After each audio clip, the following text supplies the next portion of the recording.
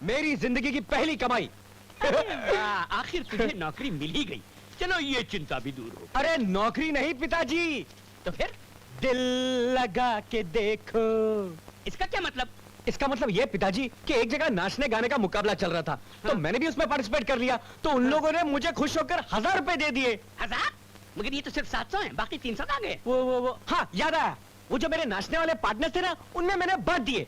क्या तू नाचने और गाने लग गया? तू इतना गिर गया है कि तुझे अपने खानदान का जरा भी ख्याल नहीं रहा। अगर तेरी हरकतें ऐसी रही ना, तो एक दिन हमारे खानदान की नाक भी कट सकती है। हाँ माँ, नाक नाचने गाने से नहीं बल्कि जबान की कैंची से कटती है, और जिनकी नाक पहले से कटी हो उनकी नाक काटकर कौन बेवकूफ अपना नुकसान करेगा। नहीं मैं। अरे साफ साफ बोलना, मैं कुछ समझी नहीं। ये बहुत हाई लेवल की बात है माँ, आपकी समझ में नहीं आएगी। हाँ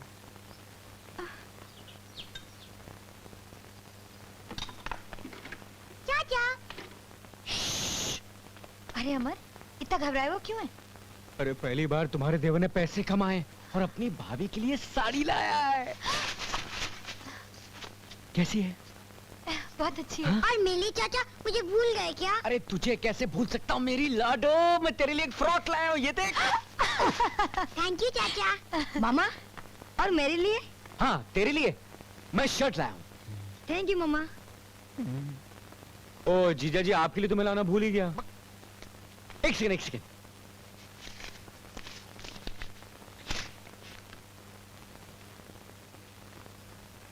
मैंने जिंदगी में पहली मर्तबा 50 रुपए का नोट इतनी करीब से देखा है। मैं तो उसकी शक्ल भी भूल गया था। हाँ? मैंने सुबह तेरे को 5 रुपए चुरा के दिए, तो उसके बदले 50 रुपए दिए। अगर 50 रुपए चुरा के देता तो 500।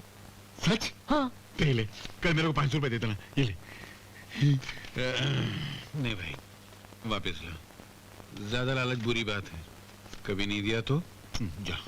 अरे वाह, कितनी अच्छी साड़ी लाया है अमर। लेकिन भाभी, ये तुम पे नहीं जचेगी, बहुत बुरी लगेगी।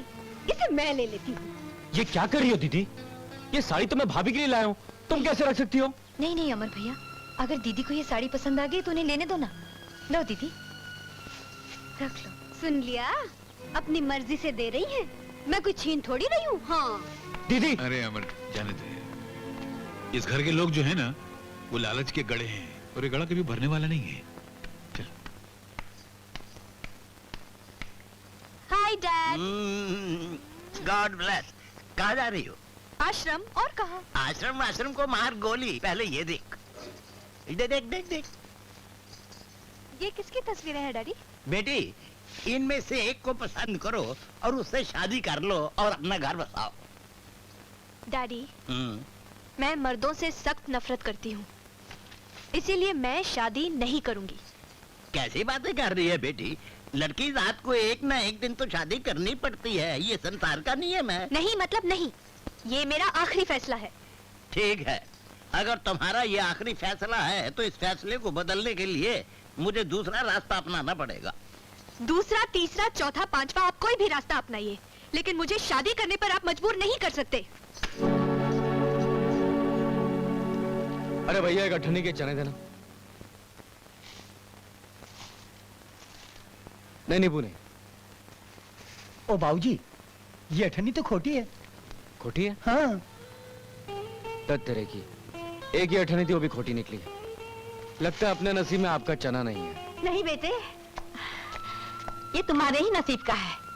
ये लो पैसे, ये लो बेटा। माँ जी, ये क्या कर रही हैं आप? माँ, ये अनिल बेटे, ये वही नेक बच्चा है जिसने हम गरीब के पैसे लूटने से बचाया। उस रोज अगर ये न होता तो बेटे आज तुम नौकरी पर न होते। ये तो इंसान के रूप में देवता है। तब तो माँ, इनका बहुत बड़ा एहसान है हम पर। कैसी बात कर रहे हो भैया? इंसान तो इस दुनिया में एक दूसरे की हमदर्दी के लिए पैदा हुआ है, वरना उसकी जिंदगी का मकसद ही क्या है? वैसे आप लोग क्या कर रहे हैं? क्या बताऊं दोस्त, मुझे पहली तनख्वाह मिली, वो लाकर मैंने माँ के हाथ में धर दी। इतनी सी बात पर मेरी पत्नी नाराज हो गई और हमारे इकलौते बच्चे को लेकर महिला आश्रम में चली गई। महिला आश्रम? क्यों? कहती है जब तक माँ को अलग नहीं करोगे मैं घर वापस नहीं आऊंगी। हम उसी को मनाने जा रहे हैं बेटे। वो जवान होकर आश्रम में क्यों रहे? आश्रम में रहने के दिन तो मेरे हैं, मैं ही चली जाऊंगी। कमाल है माँ जी, अगर आप बुरा ना माने तो मैं चलकर उन्हें समझाने की कोशिश कर सकता हूँ। नहीं भाई नहीं, बहुत जिद्दी है वो। सुना है वहाँ कोई सीमा नाम की महिला है जो आश्रम चलाती है। सीमा? वही औरतों के दिल में मर्दों के खिलाफ जहर भरकर उन्हें भड़काती रहती है। ओह, तब तो मेरा चलना बहुत जरूरी होगा। चलिए माँ जी, आओ। चलिए।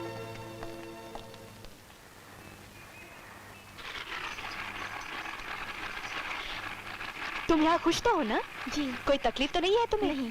गुड। हमें नीता से मिलना है। अभी बुलाती हूँ। नीता, नीता। दादी माँ आ गई, पापा आ गए। विकी, मेरे बच्चे, मेरे लाल।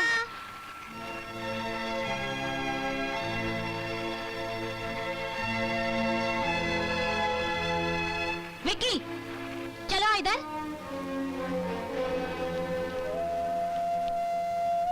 बहू, मैंने अनिल को सब समझा दिया है। अब घर में झगड़ा बिल्कुल नहीं होगा। वो सारी तनख्वाह लाकर तुम्हें दे देगा। बात यहाँ कमाई देने की नहीं है। फिर तुम हमसे अलग क्यों रह रही हो? क्योंकि मुझे आपके साथ नहीं रहना, बस। मम्मी इधर से चलो ना, यहाँ पे रहने का मन नहीं करता।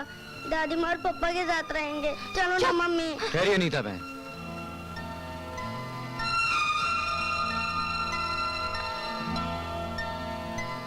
इसे अपने दिल की गहराई से समझने की कोशिश कीजिएगा। अनिल इनका बेटा जैसे कि विकी आपका बेटा है। अगर विकी बड़ा होकर अपने घर में एक बहू लाता है और बहू से कहे कि विकी, मैं इस घर में एक ही शर्त पर रह सकती कि तुम अपनी मां को इस घर से बाहर निकाल दो, उस वक्त तुम्हारे दिल पर क्या बीतेगी? बहन, भगवान का बनाया हुआ संसार एक ऐसा बाजार है जहां इंसान का किया हुआ हिसाब उसे यहीं चुकता करके जाना पड़ता है। क्या कल तुम अपने बेटे का दुख बर्दाश्त कर सकोगी? अपने आने वाली बहू के जुल्म सह सकोगी? अपने खून से जुदा होकर खुश रह सकोगी? बोलो, जवाब दो। बस भाई साहब बस, मुझे माफ कर दीजिए। आज आपने मेरी आंखें खोल दी, आने वाले तूफान से मुझे बचा लिया। मुझे माफ कर दीजिए भाई साहब, मुझे माफ कर दीजिए। नीता, ये तुम क्या करने जा रही हो? इनकी जज्बाती बातों में आकर तुम अपना अधिकार, अपना अभिमान, अपना सम्मान सब कुछ गवा बैठोगी। 1000 मर्तबा सोचकर ऐसा फैसला करना। मैंने फैसला कर लिया है सीमा जी। भाई साहब ने मेरा झूठा अभिमान तोड़ दिया। भूल मेरी थी, मैंने माँ समान सास का अपमान किया है। भगवान मुझे कभी माफ नहीं करेगा।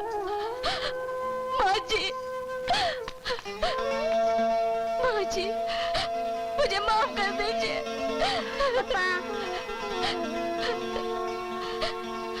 रो मत बेटी, रो मत। चलो माँ, चलो बेटे, घर चलो। नमस्कार श्रीमती जी। सुनो, हाँ तुम। जी फरमाइए। तुम काम क्या करते हो और रहते कहाँ हो? जी मैं काम यही करता हूँ कि सुबह शाम काम की तलाश करता हूँ, और रही रहने की बात, मेरा आता पता ठिकाना इस कार्ड पर लिखा है। आदमी काफी काबिल लगते हो। तुम इधर उधर नौकरी की तलाश में भटकने के बजाय यहाँ हमारे साथ महिला आश्रम में काम करना पसंद करोगे? जरूर करूंगा। नौकरी चाहे महिला आश्रम में हो, चाहे पुरुष आश्रम हो, चाहे पशु आश्रम में हो, मगर मेरी भी एक शर्त है। उस आश्रम में घर तोड़ने के बजाय घर जोड़ने का काम शुरू हो जाना चाहिए। जो आप करेंगे नहीं? जी? नमस्कार। इडियट। क्या हुआ? डैडी की तबीयत तो ठीक है ना? इनकी तबीयत तो बिल्कुल ठीक है, लेकिन लेकिन बात क्या है डॉक्टर अंकल? सेठ जी ने अंजल सब त्याग दिया है। हाँ? न कुछ खाते हैं न पीते हैं। मगर क्यों? डैडी, क्या बात है? क्या हुआ डैडी? मैं बताता हूँ बेटी। सेठ जी ने कसम खाई है, जब तक तुम शादी नहीं करोगी और अपने पति के साथ आकर उनके पैर छूकर आशीर्वाद नहीं लोगी, तब तक न वो अन्न खाएंगे न पानी की एक बूंद अपने हलक से नीचे उतारेंगे। ये क्या जिद है डैडी? आप भी बच्चों जैसी हरकतें करने लगे। चलिए उठिए, खाना खा लीजिए। उठिए उठिए। तुम अपनी जिद पर अड़ी रहो, मैं अपनी जिद पर अड़ा रहूंगा। अगर ये अपनी जिद पर इसी तरह अड़े रहे तो शायद कल का सूरज इन्हें देखना भी नसीब नहीं होगा। अब इनकी जिंदगी तुम्हारे हाथ में है सीमा बेटी। हाँ बीबी जी, आप अपनी जिद छोड़ दीजिए और शादी कर लीजिए। अरे कैसी बातें कर रहे हैं आप लोग? कहाँ से कर लूं शादी? लड़के कोई पेड़ पे उगते हैं या बाजार में बिकते हैं जो अभी खरीद कर ले आऊं? तो फिर ठीक है, मुझे मेरे हाल पर छोड़ दो। जब मैं मर जाऊंगा तो नौकर तुम्हें इत्तला कर देंगे।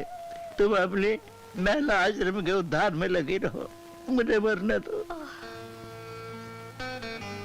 ठीक है डैडी, ठीक है। आप जीते, मैं हारी। मुझे आपकी शर्त मंजूर है। मैं शादी करने के लिए तैयार हूँ, मगर लड़का मैं खुद ढूंढूंगी। चंदा जी, डैडी को खाना खिलाओ। अभी लाई बीबी जी। अरे वो हमारा पापड़ वाले को। अरे मुनीम, आज क्यों रहा है? मेरे पेट में चूहे कूद रहे हैं, जल्दी से खाना ला, नहीं तो चूहे तुम्हें खा जाएंगे। ला ला ला, जल्दी जल्दी। अच्छा सेठ जी, अब मैं चलता हूँ। Doctor, thank you very much. कैसी एक्टिंग की है? कमाल की एक्टिंग की है। दिलीप कुमार ऐसी कर सकता बिल्कुल है? नहीं कर सकता। अगर करेगा तो भूखा मर जाएगा। इस वक्त तो मैं भूखा मर रहा हूँ। ला ला ला।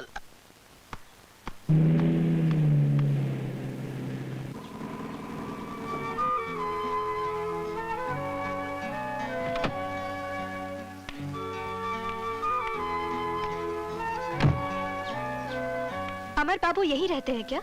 जी हाँ। जरा बुलाओगे? जी अभी बुलाता हूँ।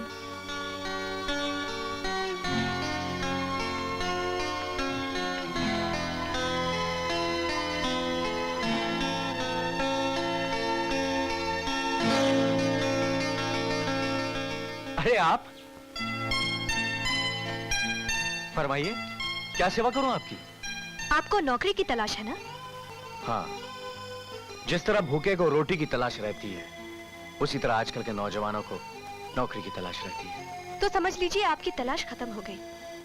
मैंने आपके लिए एक बहुत ही खूबसूरत सी नौकरी तलाश कर ली है।